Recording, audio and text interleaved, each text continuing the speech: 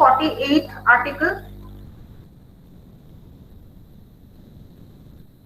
language to be used in the Supreme Court and High Court. Which language you have to use in the Supreme Court and the High Court? It is related to the language used in the Supreme Court and High Court, and for the acts, bills, etc.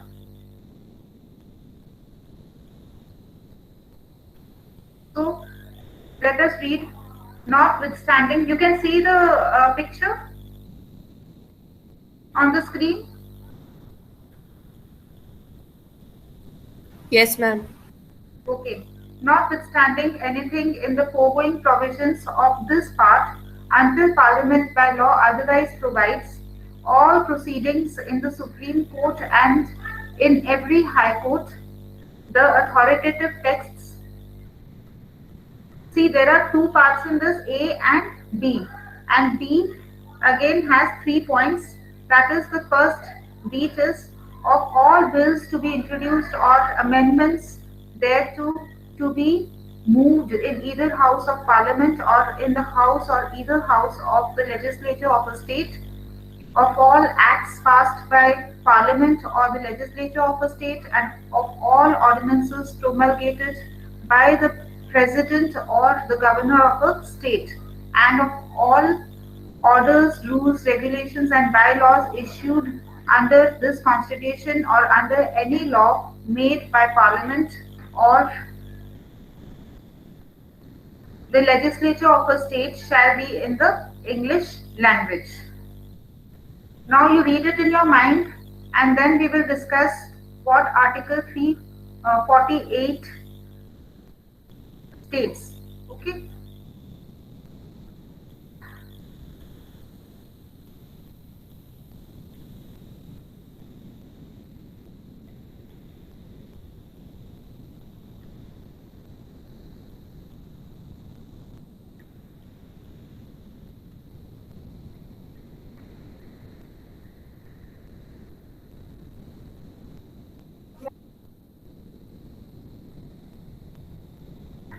Yes, you want to say something?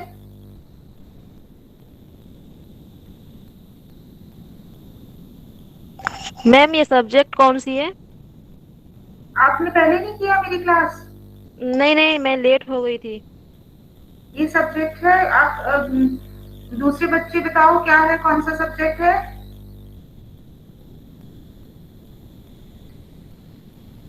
कोई भी student बताओ। Language across the curriculum. Yes, good. ठीक है, language across the curriculum है। और हम कौन सा चैप्टर कर रहे हैं? Constitutional provisions and language policy. अब कॉन्स्टिट्यूशनल प्रोविजंस जो है वो लैंग्वेज से रिलेटेड है, ठीक है। और इसके अंदर हमने डिस्कस किया है आर्टिकल, लास्ट क्लास में कॉन्स्टिट्यूशनल प्रोविजंस के आर्टिकल हमने डिस्कस किए हैं, article 345, 346 and 347. Now we are discussing 348, which is there in your syllabus. Okay ma'am, okay okay. नहीं समझ में आएगा तो फिर आप बीच में से पूछ सकते हो। Okay ma'am. चलो अब डिस्कस करते हैं इस आर्टिकल का। आप म्यूट कर लो, ठीक है। नॉटविथस्टैंडिंग का मतलब क्या है? In spite of anything in the foregoing provisions of this part until parliament by law otherwise provides, ठीक है। मेनली हमने इस आर्टिकल के अंदर जो language supreme court and high court में यूज होगी उसके बारे में बात की है। फॉर एक्ट्स एंड बिल्स के लिए कौन सी लैंग्वेज यूज की जाएगी उसके बारे में बात की है, ठीक है। तो until the parliament by law otherwise provides, first part is A part. A part में क्या है? all proceedings in the Supreme Court and in every high court. High court के अंदर और सुप्रीम कोर्ट के अंदर जो भी प्रोसीडिंग्स हो रही हैं, जो भी टॉक हो रही है या फिर कोई भी केस लड़ा जा रहा है, वो कौन सी भाषा में होगा? Which language will be used for the proceedings in the supreme court and in every high court, ठीक है। ए इज दैट। आपको याद रखना है कि ए क्या है, ए वाला पार्ट क्या है? ए क्या है? प्रोसीडिंग्स, ठीक है। ए है proceedings in the supreme court and every high court. B क्या है? The authoritative text. बी क्या है? Authoritative text.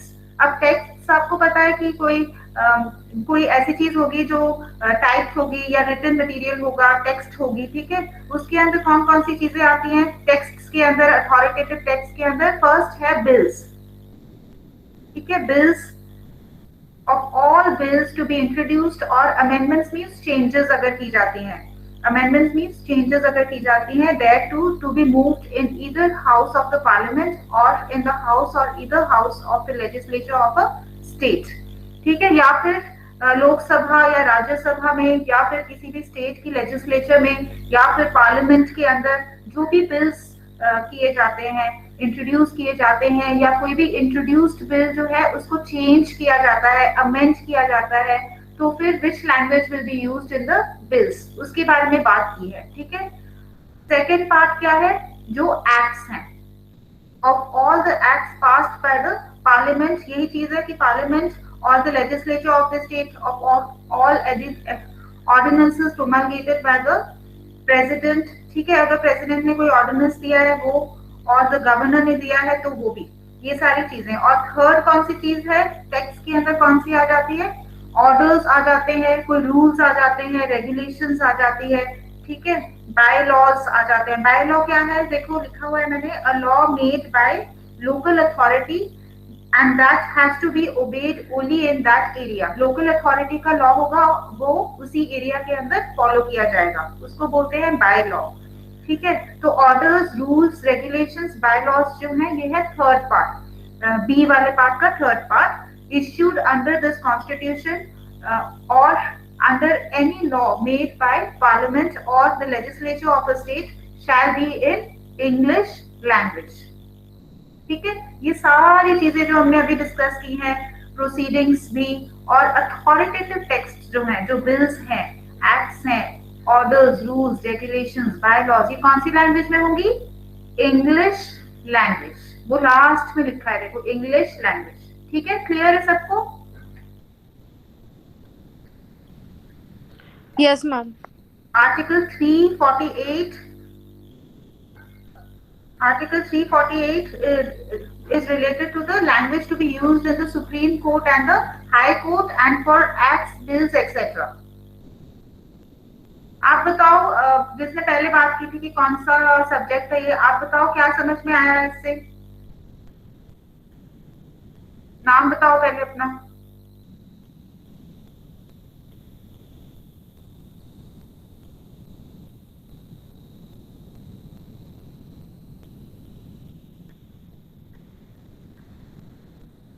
Are you hearing?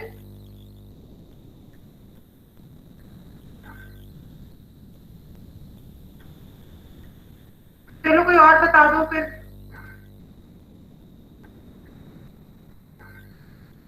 What you have understood with this?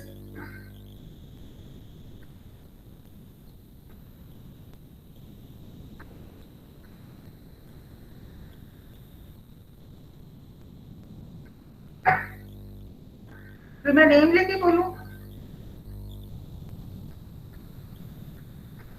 Amanpreet बताओ, अमनप्रीत।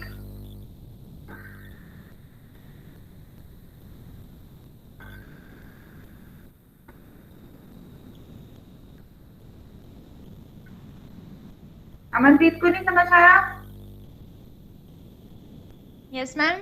अमनप्रीत बताओ क्या समझ में आया? मैम ਇਹਦੇ ਚ A ਹੀ ਹੈ B। मैम B समझ आया। ਕੀ ਸਮਝ ਆਇਆ ਦੱਸੋ? ਮੈਮ ਇਹਦੇ ਚ ਹੈ ਕਿ ਜਿਹੜੇ ਵੀ ਅਥਾਰਟੇਟਿਵ ਟੈਕਸਟ ਹੈ ਜਿਵੇਂ ਕਿ ਬਿਲਸ ਆਫ ਬਿਲਸ ਹੈ ਜਿਹੜੇ ਵੀ ਹਾਂ ਠੀਕ ਆ। ਜਿਹੜੇ ਵੀ ਐਕਟਸ ਹੈ ਜਿਹੜੇ ਪਾਸ ਕੀਤੇ ਪਾਰਲੀਮੈਂਟ ਨੇ ਲੈਜਿਸਲੇਚਰ ਨੇ ਹਾਂ ਉਹਦੇ ਸੇਮ ਹੀ ਆ। ਦੇਖ ਲਓ ਜਿਹੜਾ ਫਰਸਟ ਪਾਰਟ ਹੈ ਉਹਦੇ ਵਿੱਚ ਵੀ ਉਹੀ ਲਿਖਿਆ ਹੋਇਆ ਪਾਰਲੀਮੈਂਟ, ਲੈਜਿਸਲੇਚਰ, ਹੈ ਨਾ, ਉਦਾਂ ਹੀ ਹਾਊਸ ਵਗੈਰਾ, ਇਹੀ ਸੇਮ ਚੀਜ਼ ਨੀਚੇ ਵੀ ਲਿਖੀ ਹੈ, ਬਸ एक्ट्स लिखा हुआ है, चेंज किया हुआ है। मैम जेडे भी ऑर्डर्स है, बायलॉज है, वो सारे इंग्लिश लैंग्वेज ਵਿੱਚ ਹੋਣਗੇ। ठीक है, रूल्स, रेगुलेशंस एंड बायलॉज ਇਹ ਇੰਗਲਿਸ਼ ਲੈਂਗੁਏਜ ਚ ਹੋਣਗੇ। ਤੇ ਇਹੋ ਹੀ ਵਾਲਾ ਵੀ ਆ ਜਿਹੜਾ ਇਹ ਅਸੀਂ ਲਿਖਿਆ ਹੈ, ਇਹ ਜਿਹੜਾ ਹੈ all the proceedings in the Supreme Court and in every High Court shall be in the English language। ਜਿਹੜੀਆਂ proceedings ਹੋਣਗੀਆਂ, ਇਹੋ ਕੰਪਲੀਟ ਸੈਂਟੈਂਸ ਨਹੀਂਗਾ, ਫਰਸਟ ਵਾਲਾ ਜਿਹੜਾ ਇਹ ਲਿਖਿਆ ਹੈ ਨਾ, ਇਹਦੇ ਵਿੱਚ ਵੀ ਇਦਾਂ ਹੀ ਆ, all proceedings in the Supreme Court and in every High Court shall be in the English language. ठीक है? Okay ma'am. फिर की समझ आया भी proceedings भी English language ਵਿੱਚ ਹੋਣਗੀਆਂ ਤੇ authoritative texts भी English language ਵਿੱਚ होंगे. ठीक है, सबको क्लियर हो गया? A and B. अब A याद रखना क्या है? A है proceedings, B क्या है? B है authoritative texts. Excuse me ma'am. हाँ जी. मैम प्रोसीडिंग्स इंग्लिश में होगी, ये कहाँ पे लिखा हुआ है क्या? कि प्रोसीडिंग्स भी इंग्लिश में होगी? प्रोसीडिंग्स भी इंग्लिश में होगी क्योंकि ये देखो लास्ट में जो लिखा है शैल बी इन इंग्लिश लैंग्वेज, ये कनेक्टेड ही है सारा सेंटेंस.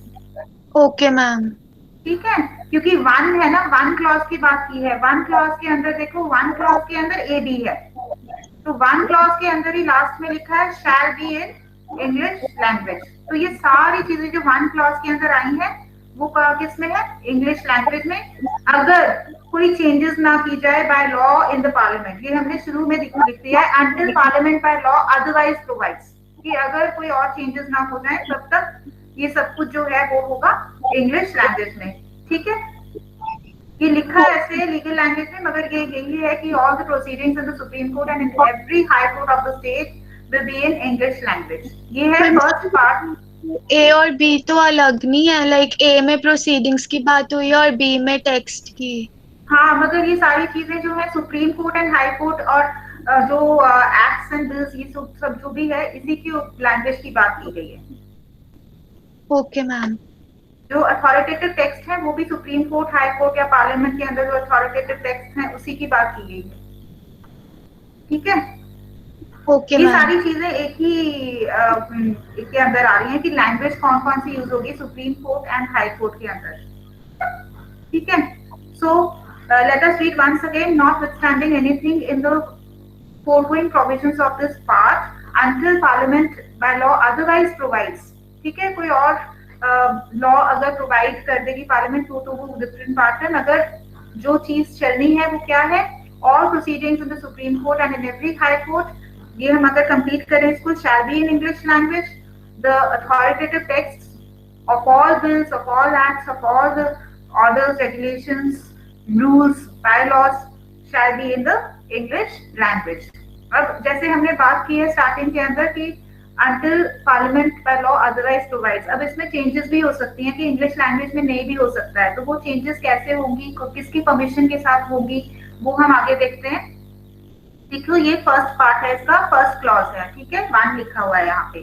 ठीक है, इसका वन का ए बी है, ए बी, बी के अंदर 3 है, रोमन न्यूमेरल 1 2 3. ठीक है, समझ आ गया ना वन पार्ट.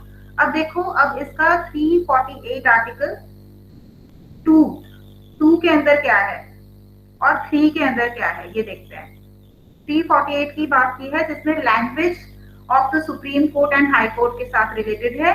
नॉटविथस्टैंडिंग एनीथिंग इन सब clause A of clause 1, the governor of a state may with the previous consent of the president authorize the use of Hindi language or any other language used for any official purposes of the state in proceedings of the High Court having its principal seat in that state, provided that nothing in this clause shall apply to any judgment, decree or order passed or made by such High Court. ये जो last वाला है ना provided वाला, ये चाहे छोड़ दो आप, ये जो है 1 2 3 4 5 लाइंस जो है ये पढ़ के देखो कि क्या समझ में आया. चलो बताओ जल्दी से. मैम इसमें लिखा है कि जो स्टेट का गवर्नर है वो प्रेसिडेंट से कंसेंट लेकर अपनी स्टेट के ऑफिशियल यूज के लिए हाई कोर्ट में हिंदी लैंग्वेज को यूज करने के लिए परमिशन ले सकता है. ठीक है, हिंदी लैंग्वेज भी हो सकती है और एनी अदर लैंग्वेज भी हो सकती है जो वो स्टेट जो वो ऑफिशियल पर्पस के लिए यूज कर रहे हैं इन that state. That means it can be the regional language also which they are using for the official purpose, and the high court has to be in that state. मतलब जो high court है उसकी principal seat उसी state में होनी चाहिए, वो उस स्टेट से बाहर नहीं होना चाहिए. वो हाई कोर्ट जिस स्टेट ने के बारे में बात की है, सपोज अगर पंजाब की बात है तो आप पंजाबी लैंग्वेज यूज करनी है तो governor will take the previous consent of the president Okay, then governor will give the permission to the state, ठीक है, for using Punjabi language. And वो जो हाई कोर्ट है वो कहाँ होना चाहिए फिर, जिसके लिए लेनी है परमिशन? उसी स्टेट में होना हाँ, तो अगर चाहिए। पंजाबी लैंग्वेज है तो कौन सा स्टेट होगा फिर? पंजाब। हाँ, पंजाब स्टेट होगा, ठीक है। कोई और स्टेट की अगर लैंग्वेज होगी, वो और कोई रीजनल लैंग्वेज चाहते होंगे तो वो और कोई ले सकते हैं। फिर उसी जगह पे वो हाई कोर्ट होना चाहिए जिसके लिए उन्होंने परमिशन ली है। High court having its principal seat in that state itself, ठीक है। और इससे हमने कौन से clause 1 we have already study, clause 1 हमने अभी पढ़ा था, है ना।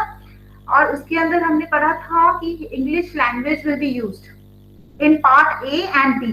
अब ये जो क्लॉज है, ये जो क्लॉज है क्लॉज 2 हम जो अभी कर रहे हैं, इसके अंदर we are talking about sub clause A. Sub clause ए के अंदर बताओ क्या था? क्लॉज 1 जो हमने पढ़ा था अभी, इंग्लिश लैंग्वेज यूज होगी अथॉरिटेटिव टेक्स्ट और प्रोसीडिंग्स के नहीं लिए। नहीं, ए क्या था? ए क्या था? ए हाई कोर्ट, सब हाई कोर्ट्स में प्रोसीडिंग्स जो हाई हाँ, कोर्ट। वेरी गुड, प्रोसीडिंग्स थी। प्रोसीडिंग्स किसने बोलना है? मैम कोमल। Very good. तो देखो अब हमने ए जो था, और जिसने दूसरा भी आंसर दिया है वो कौन बोल रहा था, जो अभी एक्सप्लेन किया सारा? Ma'am Ankita. Okay, good good Ankita. चलो अब देखो इसके अंदर हम ऊपर देखो ए क्या है, ए के बारे में बात की है अंकिता। देखो ऑल प्रोसीडिंग्स, ठीक है, ये प्रोसीडिंग्स देखो, proceedings in the supreme court and high court जो है प्रोसीडिंग्स है ए। तो यहाँ पे हमने कौन सी बात की है? टेक्स्ट की बात नहीं की, टेक्स्ट भी है, और प्रोसीडिंग्स की बात की है कि प्रोसीडिंग्स कौन सी लैंग्वेज में होंगी? हिंदी लैंग्वेज और any other language which the state wants और the state is using for the official purpose. सबको क्लियर हो गया है? सब क्लॉज ए में क्या है? सब क्लॉज ए में है प्रोसीडिंग्स। तो यहाँ पे हमने प्रोसीडिंग की बात की है कि प्रोसीडिंग्स जो है it can be in Hindi language और in other language used for any official purposes of the state, ठीक है। और बताओ, और किसको क्या समझ में आया है? कोई डाउट है इसके अंदर?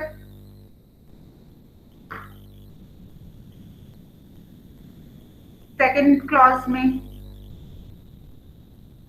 फिर थर्ड हम करते हैं।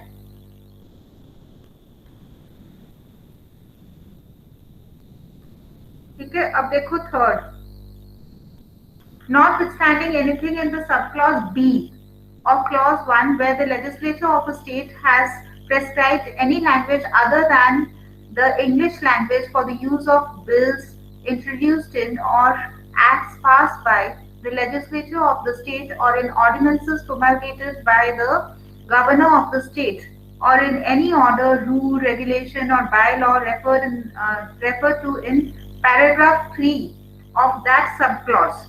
A translation of the same in English language published under the authority of the governor of the state in the official gazette of that state shall be deemed to be the authoritative text thereof in the English language under this article. अब ये पढ़ के बताओ इसमें आपको क्या समझ में आया? रीड करो माइंड में। मैम जो लेजिस्लेचर है ना वो स्टेट का, वो कोई भी लैंग्वेज प्रिस्क्राइब कर सकता है इंग्लिश के अलावा। नहीं नहीं, ऐसे नहीं कर सकता, ऐसे नहीं कर सकता। वो तो कर सकता है हमारा जो पहले हमने जो डिस्कस किया था, जो हमने पहले डिस्कस किया था, ये वाला गवर्नर की परमिशन से ही कर सकते हैं, वो हमने पहले डिस्कस कर लिया। स्टेट लेजिस्लेचर की जो प्रोसीडिंग्स हैं, कोई भी जैसे बिल वगैरह पास होता है, वो कोई और अदर देन इंग्लिश लैंग्वेज में भी हो सकता है। ये कह रहे हो आप? Yes ma'am, other than English language में भी। एक बार और पढ़ते हैं। Notwithstanding anything in the subclause B of clause 1 where the legislature of the state has prescribed any language other than the English language, ठीक है, हाँ, कि स्टेट ने परमिशन ले ली है गवर्नर से, ठीक है, और उस स्टेट ने अपनी इंग्लिश लैंग्वेज नहीं यूज कर रहा है, अपनी लैंग्वेज यूज कर रहा है या फिर हिंदी लैंग्वेज यूज कर रहा है for the use in the bills introduced in or acts passed by the legislature of the state or in ordinances promulgated by the governor of the state, ठीक है। ऑर्डिनेंस लेके गवर्नर से वो permission लेके governor से कर सकते हैं दूसरी लैंग्वेज में, ठीक है, जैसे हिंदी या कोई अपनी स्टेट लैंग्वेज, और इन एनी ऑर्डर। यही है जो 3 में हमने डिस्कस किया था, रूल, रेगुलेशन, बाय लॉ, ठीक है। और क्या है इसके अंदर बताओ ऑफ दैट सब क्लॉज, ये नीचे वाला पार्ट।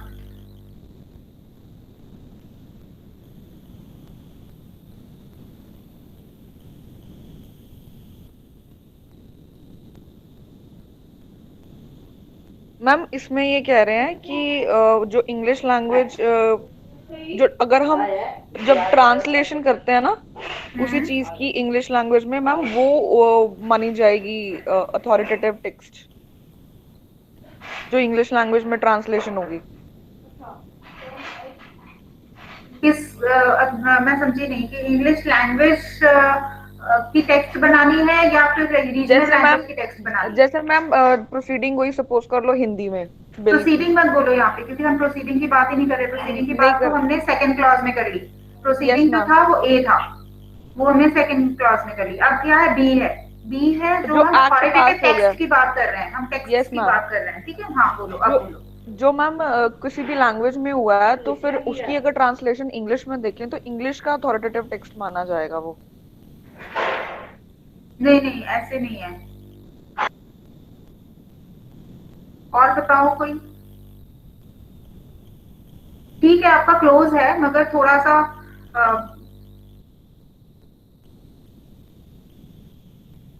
कोई और बताओ।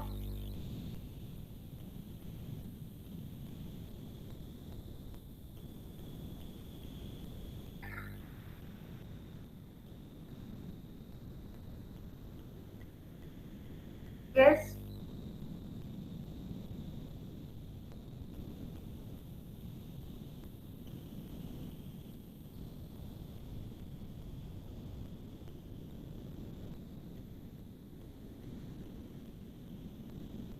चलो बता दूं मैं फिर। इसमें यही है कि मतलब जो भी अथॉरिटेटिव टेक्स्ट हैं, जैसे बिल है या फिर एक्ट है या बाय लॉ है या रूल है, अगर वो टेक्स्ट रीजनल लैंग्वेज में बना ली है या फिर हिंदी लैंग्वेज में बना ली है उस स्टेट ने, and already that text is there in Hindi language और रीजनल लैंग्वेज, तो फिर साथ में उसको एक इंग्लिश की ट्रांसलेशन भी करके रखनी पड़ेगी अपने पास। दैट मीन्स इंग्लिश लैंग्वेज की तो रखनी ही रखनी है, ठीक है। एंड इंग्लिश लैंग्वेज में जो ट्रांसलेशन होगी, it will be under the authority of the governor of the state in the official gazette of that state, ठीक है। shall be deemed to be the authoritative text thereof in the English language, means अगर किसी और language की भी वो state रख रहा है तो साथ साथ English language will also prevail। आप भी सेम ही कह रहे थे, मगर वो ये था कि आप कह रहे थे इंग्लिश को ट्रांसलेट कर देना है उस लैंग्वेज में। यहाँ पे उल्टा लिखा हुआ है कि उस लैंग्वेज की जो भी ट्रांसलेशन है, ट्रांसलेशन ऑफ द सेम जो है वो इंग्लिश लैंग्वेज में रखी जाएगी। It's the same thing. Ma'am English को ही मानेंगे उसका मतलब जो ट्रांसलेट हुआ है ना, कोई भी रीजनल लैंग्वेज में अगर कोई बिल एक्ट हुआ है तो उसका इंग्लिश लैंग्वेज में जो ट्रांसलेशन है उसको भी अथॉरिटेटिव टेक्स्ट मानेंगे। दोनों को ही मानेंगे, वही आपका कहने का तरीका वो वैसा था। वैसे आपने भी ठीक समझा, आपने ठीक है, मगर बता आप वैसे रहे। हाँ, तो उसके अंदर क्या है कि हमारे पास 2 टेक्स्ट होंगी। एक होगा इंग्लिश लैंग्वेज की तो होनी ही होनी, that is compulsory, it has to have that text, authoritative text जो 3 हमने डिस्कस किए हैं, बिल्स, एक्ट्स और रूल्स, तो वो इंग्लिश लैंग्वेज में तो होंगे ही, साथ साथ the other regional language will prevail, ठीक है। समझ में आ गया है सबको। आर्टिकल 348 फर्स्ट पार्ट में क्या है, दैट इंग्लिश लैंग्वेज में ये सारी चीजें होंगी। क्लॉज 1 में सब क्लॉज ए और जो बी है उसके अंदर प्रोसीडिंग्स एंड अथॉरिटेटिव टेक्स्ट की बात की है, वो कौन सी लैंग्वेज में होंगी? फर्स्ट क्लॉज में इंग्लिश लैंग्वेज। सेकंड क्लॉज में हमने डिस्कस किया है कि with the permission of the governor of the state and with the previous consent of the president. Governor और प्रेसिडेंट याद रखना है। गवर्नर और प्रेसिडेंट की परमिशन के साथ जो स्टेट है, it can use Hindi language और the language for used for the official purposes of the state, means regional language, ठीक है, या कोई भी अदर लैंग्वेज जो भी है, ठीक है। It will be used in the proceedings. Proceedings की बात की है ए जो है प्रोसीडिंग्स है। Then we have talked about the B part कि अगर कोई टेक्स्ट है जो आपकी रीजनल लैंग्वेज में है, पंजाबी लैंग्वेज में है, तो फिर आप उसकी ट्रांसलेशन इंग्लिश लैंग्वेज में भी आपको रखनी है, ठीक है। That is compulsory that you have to keep it in the English language also. तो ये आप अपनी लैंग्वेज में भी आप इसको एक्सप्लेन कर सकते हो आर्टिकल 348 में। एंड ये अच्छी तरह आपको यही सेम रोमन न्यूमरल यूज करने हैं, जहाँ पे ए भी लिखा है वहां पे ए बी ही लिखना है, 1 2 नहीं लिखना, ठीक है। जहाँ 1 है वो क्लॉज 1 है, इसलिए वो 1 ऐसे ही लिखना है जैसे बुक के अंदर है, कोई चेंजेस नहीं करनी है। आपने 1 लिख के ए बी लिखना है। B A you know what it is proceedings, B it is authoritative text, ये याद रखना है। और फिर सेकंड क्लॉज में हमने ए की बात की है प्रोसीडिंग्स की, थर्ड की हमने की है B, that is authoritative text.